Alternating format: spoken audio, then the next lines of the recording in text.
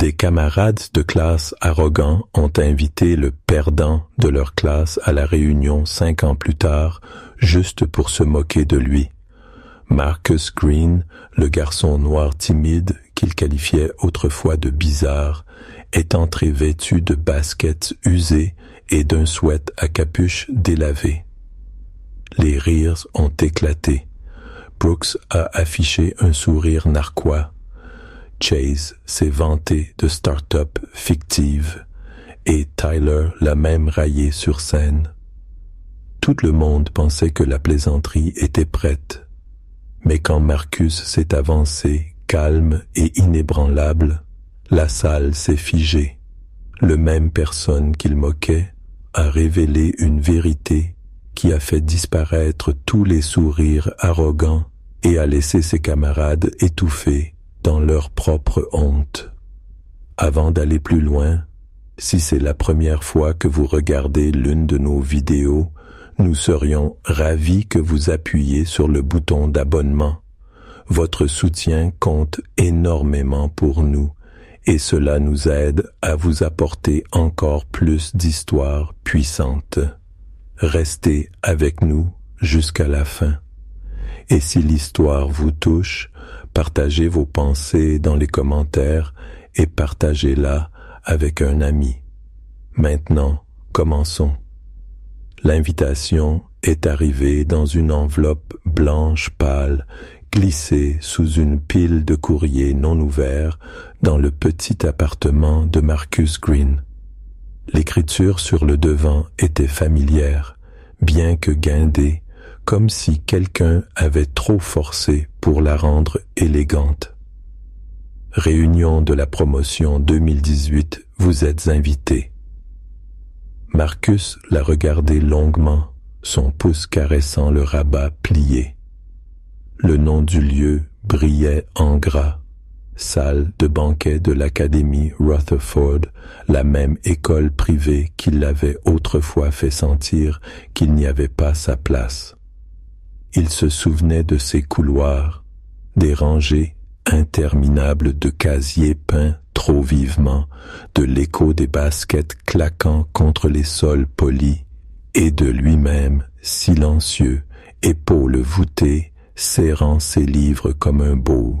Uclier, le seul garçon noir dans une mer d'uniforme blanc. Il était brillant. Bien sûr, les professeurs le disaient. Ses notes parlaient d'elles-mêmes, mais le talent n'effaçait pas les chuchotements. Gamin bizarre, il ne tiendra pas 1 an dans le monde réel. Il est trop timide, il n'y arrivera jamais. Les mots ne piquaient plus comme avant. Pourtant, le souvenir avait des dents. Marcus a posé l'enveloppe sur la table ébréchée à côté de lui. Il aurait dû la jeter, laisser l'invitation pourrir avec le reste du courrier indésirable. Un léger sourire attiré sur ses lèvres parce qu'il savait ce qu'ils ignoraient. 5 ans. C'est tout ce qu'il avait fallu. 5 ans depuis qu'il avait quitté cette école sans se retourner. 5 ans de nuit blanche devant un ordinateur portable lumineux, d'idées rejetées et de marathons de codage sans sommeil. 5 ans où les gens continuaient de le sous-estimer jusqu'au jour où le monde a cessé de le faire. Maintenant, Marcus Green n'était plus juste le garçon discret dont il se moquait. Il était le PDG d'un empire technologique en plein essor, valant plus d'argent que ses gamins ne pouvaient en rêver. Et pourtant, personne ne le savait. Il gardait sa vie à l'abri du bruit. Il a jeté un coup d'œil au miroir accroché de travers sur son mur. Son reflet semblait fatigué mais calme. Sweat à capuche étiré aux manches, baskets éraflées. Rien en lui ne criait le succès. Et pour la première fois, il a réalisé que c'était exactement ce qu'il voulait. Parce que s'il l'avait invité pour rire, eh bien qu'il le fasse. Qu'ils se réunissent avec leurs sourires faux et leur fierté creuse et pensent qu'ils allaient le déchirer. Marcus a glissé l'enveloppe dans la poche de sa veste. Sa poitrine s'est soulevée d'une respiration lente et mesurée. Ce n'était pas juste une réunion. C'était la scène pour quelque chose de bien plus grand. Et quand la nuit viendrait, chaque rire s'étoufferait dans leur gorge. Des gouttes de pluie s'accrochaient encore aux souhaits de Marcus lorsqu'il est entré dans la salle de banquet de Rutherford. Air froid, odeur de citron, bourdonnement sourd d'un projecteur, tout était net et performatif. Des ballons dorés formaient une arche au-dessus d'une table pliante encombrée d'étiquettes de noms. Il a trouvé la sienne, Marcus Green, en écriture bouclée, l'a épinglée sur le coton effiloché et a senti comment l'aiguille délicate s'accrochait à un fil lâche. Les têtes se sont tournées, pas de façon dramatique, plutôt comme une onde du bar à la cabine photo. Un moment de silence, puis le brouhaha a repris, mais plus mince, teinté de sourires narquois. Il a ajusté son poignet, frotté son pouce le long du pli de l'enveloppe dans sa poche et s'est avancé. « Yo, c'est lui, non? » Une voix derrière un pilier. « Ouais. » Une seconde voix, le souffle amusé. « Toujours le même style de sweat. Je t'avais dit qu'il n'avait pas changé. » Un rire doux. J'ai entendu qu'il remplit des rayons quelque part. Mon cousin dit qu'il est retourné chez sa tante. Wow! 5 ans et rien. Il continuait de marcher. La moquette amortissait ses pas. Sur la scène, un diaporama projetait des photos du lycée, maillot de crosse, couronne de bal, un ruban de foire scientifique qu'il avait autrefois refusé de poser avec. Le maître de cérémonie, Tyler Voss, mâchoire crispée, bouton de manchette bruyant, tapait sur le micro. Réunis et plus riches, rire, on verra. Marcus a choisi une table à l'arrière, à demi ombragée, avec une bonne ligne de mire. Il a posé un verre d'eau et observé la salle comme les programmeurs observent les journaux, en silence, cherchant des signaux. Whitman est passé avec une flûte de champagne, ses boucles d'oreilles en diamant captant la lumière des LED. Marcus, son sourire n'atteignait pas ses yeux. Quoi de neuf, étranger, tu fais vintage? Elle n'a pas attendu de réponse. Au bar, une machine à cartes a émis un bip de refus caractéristique. Chase a éclairci sa gorge, repris sa carte, en a essayé une autre.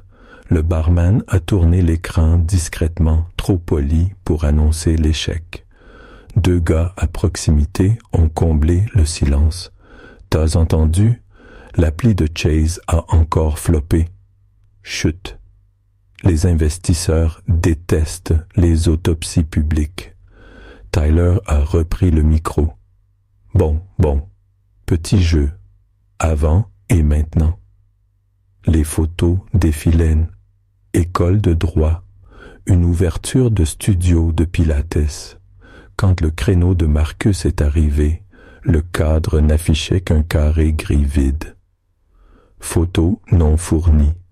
Un ricanement a éclaté, puis un autre. On dirait que certaines histoires ne se téléchargent pas, a dit Tyler, faussement triste. Plus de rire. Marcus a siroté son eau. Le verre a laissé un anneau humide qu'il a essuyé d'un lent cercle de sa manche. Il sentait une basse dans sa poitrine, les bavardages glissant sur sa peau. Une paire de filles passait derrière lui, inconsciente de la portée de leur chuchotement. Qui l'a invité? Tyler, a dit l'autre. Il a dit que ce serait hilarant. Un discours de motivation en boucle. Sauvage, relax, c'est juste une blague. Brooke est réapparu avec un groupe. Chase, Hayley, Roman. Alors, Marcus, a dit Brooke, le menton incliné. Quoi de neuf? Toujours dans les ordinateurs? Il a hoché la tête une fois. Quelque chose comme ça. Cool, a dit Chase, la voix un peu trop forte. On construit tous des trucs. Start-up, sortie imminente, tu sais. Juste une question de timing. Il a tiré sur la manche de son blazer, cachant une couture effilochée. Le marché est bizarre. Le loyer encore plus, ama, remonné Roman. Un regard l'a fait taire. De l'autre côté de la salle, une imprimante photo portable crachait des carrés brillants. La bannière au-dessus de la scène indiquait « Promotion 2018 présentée par Summit Gatherings et Clean Sandif ». Le regard de Marcus s'y est posé une demi-seconde, puis a continué. Personne n'a suivi son regard, personne ne regardait jamais là où il regardait. Les prix ont commencé. Certificats en papier avec des bordures dorées. Meilleure transformation. Plus international. Plus grande énergie de patron. Les blagues s'empilaient comme un Jenga vacillant vers la méchanceté. Le sourire de Tyler se crispait chaque fois que la salle ne riait pas assez vite. À la fin, il a brandi une dernière enveloppe comme un magicien. Mention honorable, le plus susceptible de rester différent. Pause. Marcus, t'es là. Les regards se sont tournés. Quelqu'un a toussé. Wow. Le genre fin, celui qui coupe. Marcus a laissé le silence respirer. Il sentait son cœur battre sans hâte. Il a repoussé sa chaise avec un léger grattement, s'est levé et a offert un petit hochement de tête qui pouvait tout dire. Merci. Refus, miséricorde. Puis il s'est rassis. Le micro s'est éloigné, les blagues trébuchant derrière. Autour de lui, les ragots se retissaient. Pourquoi il est même venu? Pour le contenu, à plaisanter quelqu'un. Il nous faut un méchant ou une mascotte. Nan, a chuchoté un autre, plus doux maintenant, incertain. Il est calme, c'est pas rien. Le projecteur bourdonnait, les bouches d'aération murmuraient, les verres tintaient alors que les gens faisaient semblant de porter un toast à leurs propres histoires. Marcus a plié le bord de sa serviette en un angle droit parfait, puis un autre, ses mains patientes construisant un petit carré blanc, et il attendait, laissant la salle se trahir. La nuit avançait, et la salle pulsait d'une joie creuse. La musique grondait des haut-parleurs loués, mais elle ne pouvait cacher les filles sûres. Des voix trop aiguës quand elles se vantaient, des rires trop tranchants quand ils faiblissaient. Marcus restait à sa place, immobile comme on reste au cœur d'une tempête. Un serveur passait avec des brochettes de crevettes. Brooke en a pris une sans regarder et a jeté la queue dans un verre à moitié vide. Chase était en plein discours sur le financement de démarrage au 4e trimestre quand son téléphone a vibré. Il l'a saisi, les yeux vacillants, puis ternes. Juste un suivi d'investisseurs, a-t-il marmonné, le posant face cachée. L'écran criait un dernier avis. Les chuchotements flottaient autour de Marcus comme de la fumée. Il est venu en Uber. Nan, il a probablement fait du stop. Yo, regarde ses chaussures, elles sont historiques. Chaque rire frôlait son dos comme des doigts froids. Marcus a fini son eau, posé le verre vide avec soin. La manche de son sweat a de nouveau absorbé l'anneau de condensation, le même cercle lent. Il a levé les yeux, enfin, et a croisé le regard de Tyler de l'autre côté de la salle. Tyler, toujours accroché au micro, appuyant trop fort sur les projecteurs. « Bonbon », a appelé Tyler, la voix vibrante de charisme répétée. « L'heure d'un hommage à notre sponsor ce soir, parce que rien de tout ça. » Il a désigné les ballons, le buffet traiteur, le DJ à moitié mort, ne serait possible sans une contribution généreuse. Marcus a redressé ses épaules. Une inspiration, une expiration. Tyler a mélangé les fiches. Alors, applaudissons Summit Gatherings, qui... Attendez. Sa voix s'est éteinte. La dernière fiche était vierge. Il a froncé les sourcils, puis forcé un sourire. Eh bien, ils ont demandé à rester anonymes. Mais bon, applaudissez quand même. Les mains ont applaudi poliment. Quelques sifflets. Marcus s'est levé de sa chaise. Le raclement du bois sur le carrelage semblait plus fort que le DJ. Les têtes se sont tournées. Il a marché, stable, sans hâte, vers la scène. Les bavardages se sont amincis, la curiosité prenant leur place. Le sourire de Tyler a vacillé alors que Marcus montait les marches. Il n'a pas encore pris le micro, se tenant là, ajustant le poignet de sa manche, laissant le silence s'étirer jusqu'à ce que même le tintement des verres s'arrête. Puis, d'une voix calme, basse mais claire, il a parlé. « Je veux vous remercier tous d'être venus », a dit Marcus. Ses yeux ont balayé la salle, pas tranchant, pas en colère, juste stable, comme une lentille capture tout. Et je veux remercier Summit Gatherings, qui n'est vraiment que moi. La confusion a vacillé. Un demi-rire a éclaté, puis s'est éteint. Quelqu'un près du bar a murmuré « Attends, quoi ?» Marcus a sorti son téléphone de sa poche, a tapé une fois. Le projecteur derrière lui a clignoté, le diaporama disparaissant dans le noir. Puis, des articles, des titres, des photos de presse. Green Technologies lève 40 millions de dollars en financement de série B. Le nouveau visage de l'infrastructure de l'IA. Une couverture de Forbes de Marcus, 5 ans plus vieux, plus net en costume, mais indéniablement lui. Des exclamations se sont dispersées. Une fille a chuchoté trop fort. C'est lui. Une autre a bégayé. Pas possible. Photoshop. Mais les articles défilaient, fait après fait, incontestables. Marcus a regardé la mer de visages qui se moquaient de lui dans les couloirs. Sa voix s'est adoucie comme s'il les laissait sur un secret. Alors, quand vous demandez ce que je fais maintenant, quelque chose comme ça. Il a glissé le téléphone dans sa poche. L'écran derrière lui restait fixé sur une seule ligne, valeur nette estimée à 18 millions de dollars.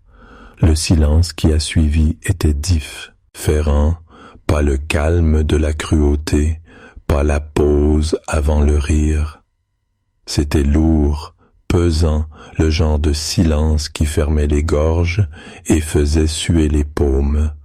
Marcus l'a laissé respirer, puis a finalement souri. Un petit sourire, celui qui dit que la blague est finie et que vous avez manqué la chute. Pendant un battement, personne n'a bougé. C'était comme si la lumière du projecteur avait figé la salle, les visages capturés en pleine expression, les flûtes de champagne suspendues en l'air, les rires qui avaient rempli la salle quelques minutes auparavant flottaient maintenant comme un fantôme que personne ne voulait se rappeler. Tyler, toujours agrippé au micro, a dégluti difficilement, son sourire répété s'est effacé, remplacé par quelque chose de tendu, fragile. Eh bien, sa voix s'est brisée, le son de quelqu'un essayant de trouver un appui sur une glace fine. Dans la foule, Chase s'est agité inconfortablement, tirant sur son blazer. Le verre de champagne de Brooke a vacillé contre un anneau, les bulles pétillant trop fort dans le silence. Les chuchotements jaillissaient comme des étincelles à travers les tables. C'est vrai? Vérifie sur ton téléphone, mec. Google-le. Je t'avais dit qu'il était toujours différent. Un groupe près du bar a sorti leur téléphone. Les écrans s'allumaient, une lueur bleue peignant l'incrédulité sur leur visage. La confirmation se propageait comme un feu de forêt. Chaque titre correspondait. La couverture de Forbes, les articles de TechCrunch, les listes d'investisseurs. Marcus Green n'était pas juste un succès, il était intouchable. Et puis est venue la honte. On pouvait la voir onduler à travers eux, l'effondrement lent de l'arrogance. Les mêmes bouches qui l'avaient traité de bizarre se fermaient maintenant. Les mêmes yeux qui levaient au ciel quand il entrait ne pouvaient plus tenir son regard. Marcus se tena, immobile au centre de tout cela. Il n'a pas haussé la voix. Il n'en avait pas besoin. Le silence travaillait pour lui maintenant. Au bord de la salle, deux camarades chuchotaient, oubliant comment le son portait. Pourquoi on a ri? Parce qu'on pensait qu'il ne serait jamais rien. La seconde voix s'est brisée. Maintenant, il est tout ce qu'on disait qu'il ne pourrait pas être. Tyler a baissé le micro, l'hôte autrefois confiant s'est ratatiné derrière le pupitre. Marcus ne l'a même pas regardé. Il a laissé la vérité s'installer comme de la poussière, lente, incontestable, impossible à balayer.